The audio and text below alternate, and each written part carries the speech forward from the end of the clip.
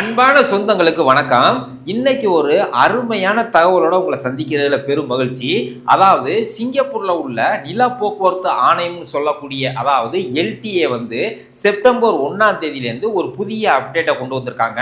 அதாவது நீங்க சிங்கப்பூர்ல எக்ஸ்பிரஸ் வேல போகும்போது உங்களுடைய இஆர்பி கார்டை நீங்க சொருக மறந்துட்டீங்க அல்லது டாப் அப் பண்ணல, காசு இல்லை அப்படின்னா இஆர்பி சாலையை நீங்க கிராஸ் பண்ணும்போது உங்க காசை கட் பண்றதுக்கு போதிய பேலன்ஸ் இல்லை அப்படின்னா உங்களுக்கு ஃபைன் அடிச்சிருவாங்க. அதாவது ஒவ்வொரு சாலையை பொறுத்து அந்த ஃபைன் வேறுபடும்.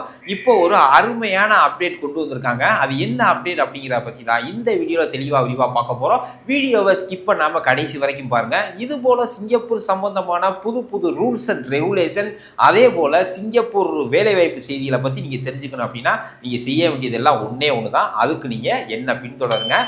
இது வரைக்கும் நம்ம சேனலை சப்ஸ்கிரைப் பண்ணலாம். மறக்காம சப்ஸ்கிரைப் பண்ணிட்டு பெல் ஐக்கானை கிளிக் பண்ணிட்டு நோட்டிஃபிகேஷன் ஆன் கொடுத்து வச்சுக்கோங்க. அப்போதான் நம்ம போடுற ஒவ்வொரு வீடியோ உங்களுக்கு உடனுக்குடன் கிடைக்கும்.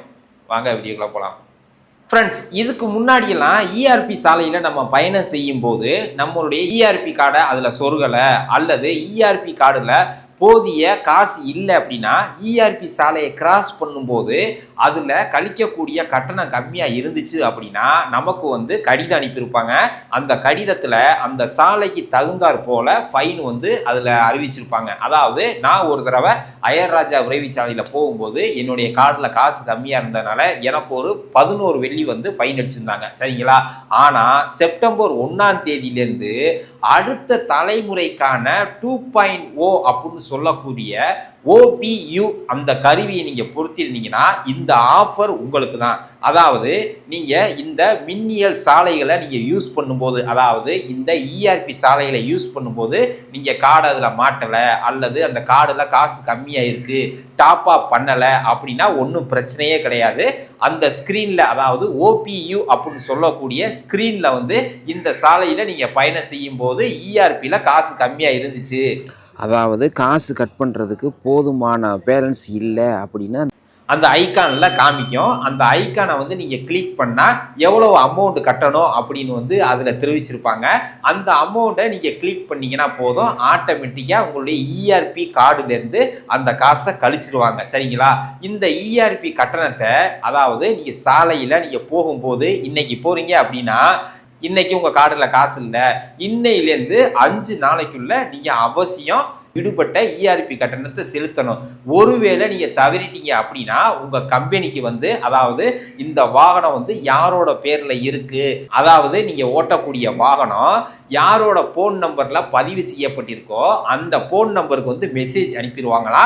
அது மட்டும் இல்லாமல் யாரோட பேரில் ரிஜிஸ்டர் பண்ணியிருக்காங்களோ அந்த கம்பெனிக்கும் லெட்டர் அனுப்பியிருப்பாங்களாம். அந்த 5 நாளைக்குள்ள நீங்கள் விடுபட்ட கட்டணத்தை கட்டலை அப்படின்னா அந்த கடிதத்தில் எவ்வளவு ஃபைன் அடிக்க போகிறோம், என்ன செய்யணும் அப்படிங்கிற விவரத்தை அதில் தெரிவிச்சிருப்பதா சொல்லியிருக்காங்க. அதாவது இன்னொரு முக்கியமான விஷயம், ஒருவேளை நீங்கள் இஆர்பி கட்டணத்தை கட்ட தவறிட்டீங்க அப்படின்னா நீங்கள் வண்டி ஓட்டிக்கிட்டு இருக்கும்போது கட்ட முடியாது. அதாவது நீங்கள் நினைப்பிய வண்டியில் போயில கிளிக் பண்ணிடலாம் அப்படின்னு, அந்த சிஸ்டம் அந்த மாதிரி வேலை செய்யாது. ஏன்னா நீங்கள் வண்டி ஓட்டிக்கிட்டு இருக்கையில ஏதாவது பண்ணி விபத்து ஏற்படுறதுக்கு வாய்ப்பாக அமையும் அப்படின்னு ஒரு நல்ல எண்ணத்தினால நீங்கள் எந்த இடத்துல போய் வாகனத்தை நிப்பாட்டுறீங்களோ ஓரமாக நிப்பாட்டினா மட்டும்தான் அந்த கருவி வேலை செய்யும் அப்படின்னு சொல்லியிருக்காங்க. ஃப்ரெண்ட்ஸ், அதாவது அடுத்த தலைமுறையினருக்கான 2.0 அப்படின்னு சொல்லக்கூடிய இந்த OBU கருவியை நில போக்குவரத்து ஆணையம், அதாவது எல்டிஏ கடந்த 2023 அறிமுகப்படுத்தி எல்லா வாகனங்கள்லையும் பொருத்தணும் அப்படின்னு சொல்லியிருந்தாங்க. ஆனால் கிட்டத்தட்ட 700,000க்கு மேலே உள்ள வாகனங்களை இந்த 2.0 அப்படின்னு சொல்லக்கூடிய OBU கருவியில் பொருத்தியிருக்காங்க. அதாவது கடந்த ஜூலை மாத நிலவரப்படி சிங்கப்பூரில் இன்னும் 1 மில்லியனுக்கு அதிகமான வாகனங்கள் இன்னும் OPU கருவிகளை பொருத்தப்படவில்லை அப்படின்னு சொல்லியிருக்காங்க.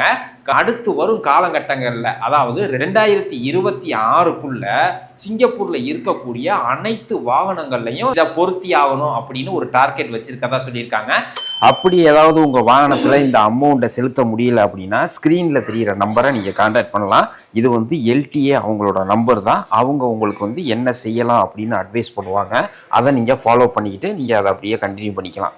உங்கள் ஃப்ரெண்ட்ஸ் யாராவது டிரைவராக இருந்து அல்லது லோரி இது ஓட்டிக்கிட்டு இருக்காங்க, இன்னும் இந்த கருவியை பொருத்தலை அப்படின்னா அவங்களுக்கு இந்த வீடியோ ஷேர் பண்ணுங்கள். அப்படி நீங்கள் ஏதாவது இந்த கருவியை பொருத்தலை அப்படின்னா உடனடியாக பொருத்தி இந்த ஆஃபரை வந்து நீங்கள் பயன்படுத்திக்கோங்க. இந்த தகவல் பிடிச்சிருச்சுன்னா லைக் பண்ணுங்கள், உங்கள் ஃப்ரெண்ட்ஸுக்கெல்லாம் மறக்காமல் ஷேர் பண்ணுங்கள். இது போல் சிங்கப்பூர் சம்பந்தமான புது புது அப்டேட்டுகளை நீங்கள் தெரிஞ்சுக்கணும் அப்படின்னா நீங்கள் செய்ய வேண்டியதெல்லாம் ஒன்றே ஒன்று தான். அதுக்கு நீங்கள் என்ன பின்தொடருங்க. மீண்டும் ஒரு அடுத்த நல்ல பயனுள்ள வீடியோவில் உங்களை சந்திக்கிறேன். மகிழ்ச்சி.